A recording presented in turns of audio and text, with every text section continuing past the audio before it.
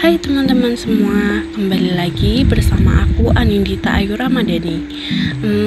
Kali ini kita akan belajar apa ya? Oke, karena aku udah siap banget nih menyelam ke laut. Jadi di video kali ini kita akan belajar lebih dalam mengenai biota laut. Kalian pernah lihat nggak benda warna-warni di dasar laut kayak gini?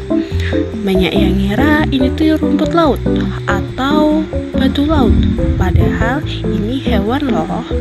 Yap, namanya Porifera, si spons laut yang punya banyak rahasia seru.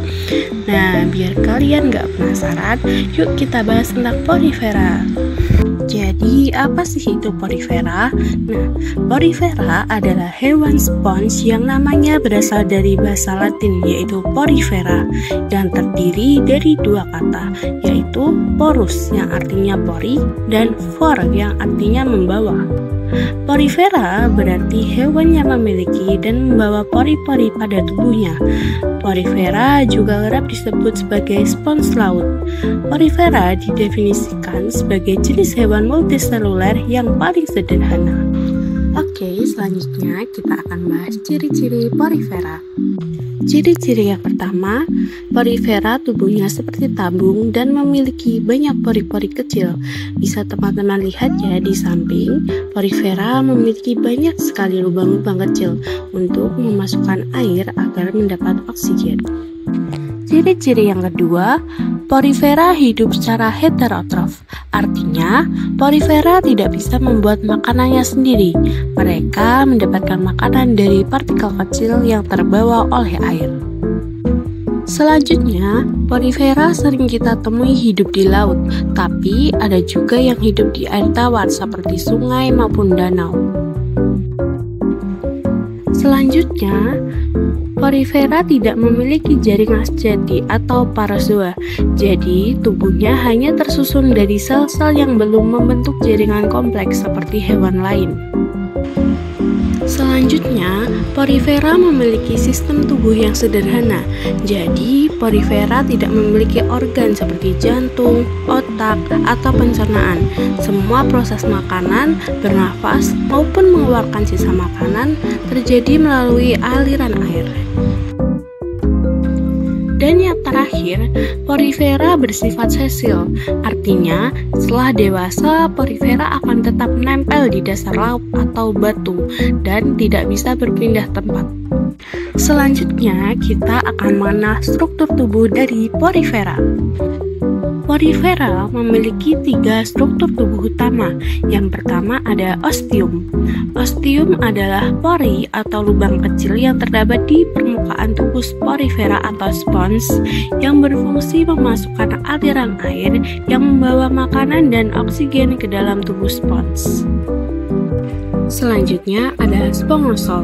Spongosol adalah rongga besar di tengah tubuh Porifera sebagai tempat air yang masuk dari ostium berkumpul.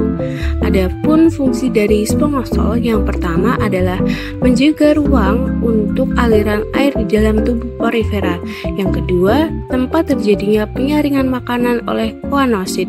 Dan yang terakhir, menghubungkan antara ostium atau masuknya air dan osculum atau keluarnya air. Dan yang terakhir adalah osculum. Osculum yaitu lubang besar di bagian atas tubuh Porifera. Adapun fungsi dari osculum yang pertama sebagai jalan keluar air yang sudah membawa sisa makanan dan limbah. Dan yang kedua, mengatur tekanan air di dalam tubuh Porifera agar seimbang.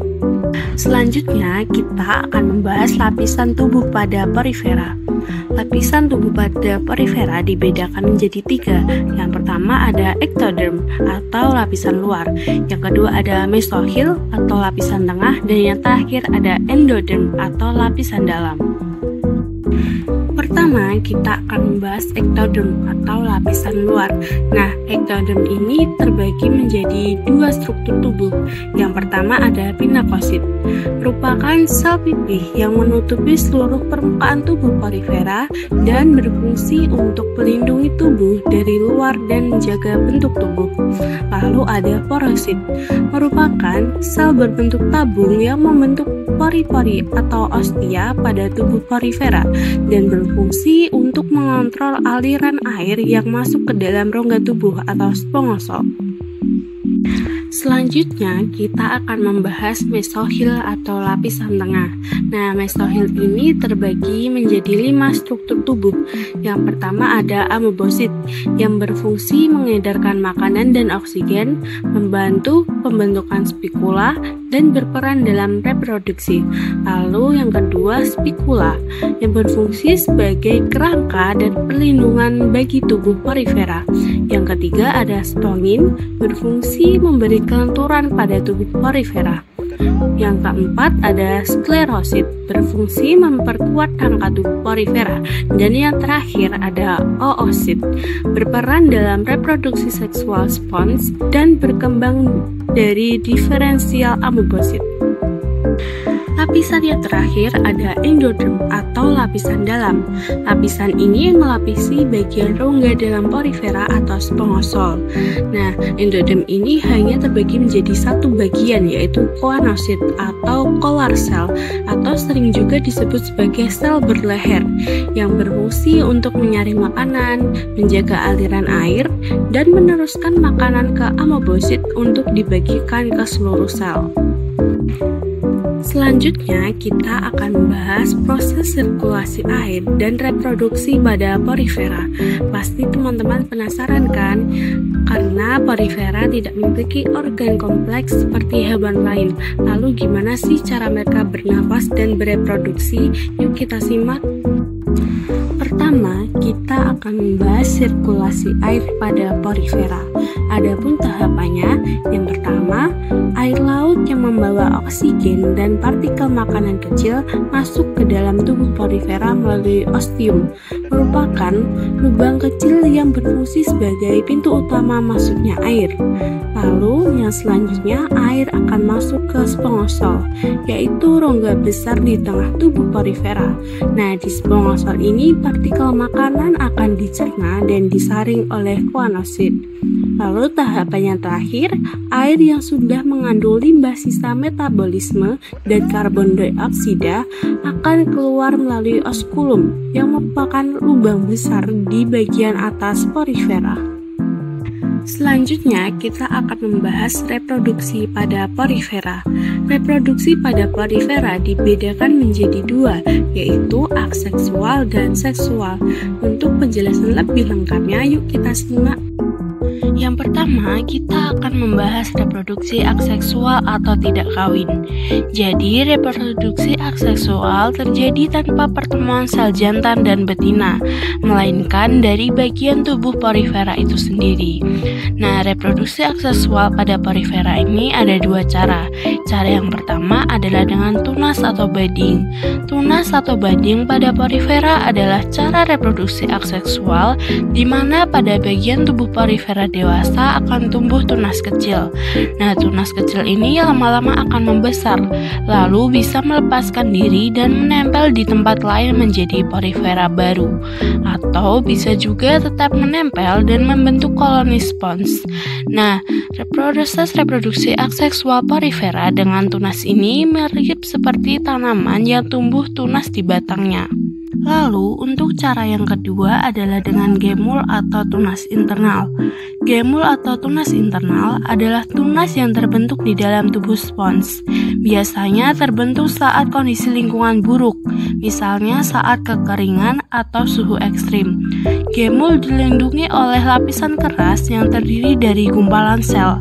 Jadi, porifera tetap bisa bertahan hidup walau spons induknya mati. Lalu, ketika keadaan sudah membaik, gemul akan tumbuh menjadi spons baru. Selanjutnya, kita akan membahas reproduksi seksual atau kawin.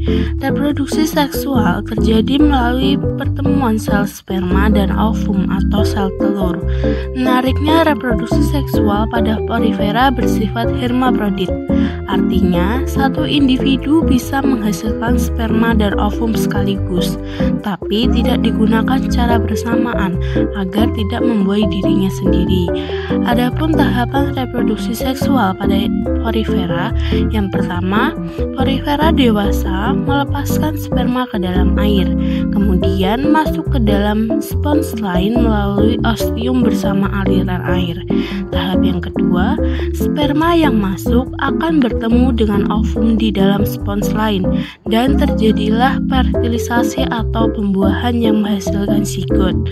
Tahap yang ketiga, zigot akan berkembang menjadi embrio, lalu menjadi larva yang disebut larva amfiblastula. Dan tahap yang terakhir, larva akan bergerak bebas di air untuk mencari tempat yang cocok.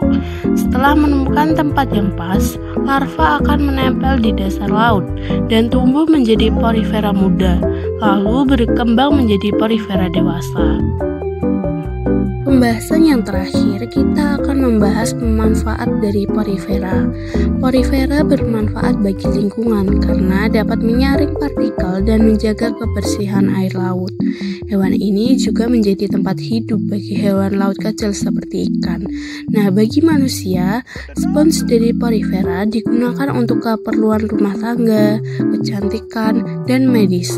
Bahkan beberapa jenis menghasilkan senyawa yang dapat dimanfaatkan untuk pembuatan obat. Wah, ternyata usai sudah nih pembahasan kita tentang porifera. Gimana teman-teman, udah pada paham apa belum? Jika ada pertanyaan bisa ditulis di kolom komentar ya. Terima kasih sudah menonton video aku. Semoga videonya bermanfaat dan jika ada kesalahan mohon dimaafkan ya. Sampai jumpa di video selanjutnya. Bye bye.